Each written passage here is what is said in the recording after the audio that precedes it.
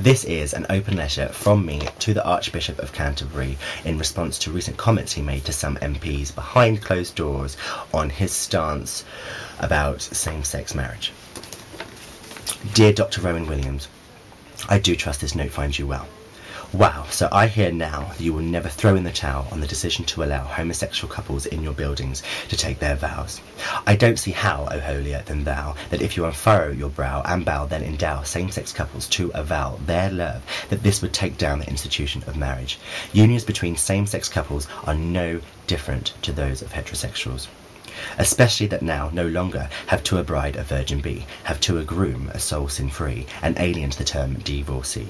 Do we stone them as we did in Deuteronomy? No. Do all married couples breed? Can all heterosexuals sow their seed? Would you turn away those whom for children want or have no need? No. Thou shalt not lie with mankind as with womankind. Believe me, I don't intend to. Just as a childless widow no longer has to bear the fruit of her brother-in-law in a leveret do. The Bible tells us not to mix two kinds of cloth, as you seem to misconstrue, although it doesn't mention the dinosaur or the kangaroo, and don't even get me started on the talking donkey in Numbers 22. One rule for one and another for the rest of us, especially those who create a fuss. You'll marry those who sin, rape, spill blood and cuss, or eat pork and have haircuts as damned in Leviticus. Perhaps there is something I don't understand. He's a liberal, they said, and this meant he will bring much needed change to the church, and of time we have plenty. After all, there is more hope for a fool than for someone who speaks without thinking. Proverbs 29:20. Every part of me is just as capable of having a relationship with a man that equates in every way to a marriage. In every way. The church has never been weaker. 'Tis daft to carry on this jolly, as those you confuse will choose not to have their bums on pews and will use elsewhere their lolly. Go back to your book where you abuse and misuse the words, then decorate it with holly. Proverbs 26:11, as a dog returns to its vomit, so a fool repeats his folly. Is your Bible really that gospel anymore, or am I being callow?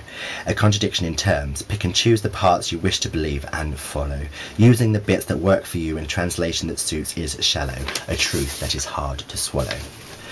Two consenting adults in love is a beautiful thing. Such bonds from the rooftops we do sing where no bells ring. Yet you thought it right to bring forth and cement your dated views, albeit behind closed doors. That's the thing. For love should be proud, just as your God is. 'Tis only two reasons why you won't be drawn to talk publicly on the subject: shame and fear. You'll push even more followers away from your dying religion. Based on fable and parable, then through centuries of editing and several translations, the Bible is not to be taken literally. Which part of the Bible are you going to explode or ignore next? Or put through your deliberately self-satisfying infiltration? I feel it's close indemnification. For how long can one push this propagation? Through changing times and many translation, it will come soon, time for a new adaptation. As the enemy of humans enriched by organised religion is segregation. Yet, even still, in my own personal divination, I would offer my seat, rosy-cheeked, for you to park, with no grudge born, but am I to stand there and accept your proliferation of negation? I am good, this does not need to be vilified. I am kind, yet I am still objectified. I am honest, yet still ostracised, something that by your church can be rectified. I am giving, yet so much is taken away and reclassified. You know, Doctor assured, that your book is flawed, and whilst the adored good cannot be ignored, the violence and hate that is stored within its words are abhorred by the bored majority. You are condoning one of the last remaining bigotries to strike a chord with the last strand of conservatories moored. Women talking in churches you no longer deprive. 1 Corinthians 14:34-35.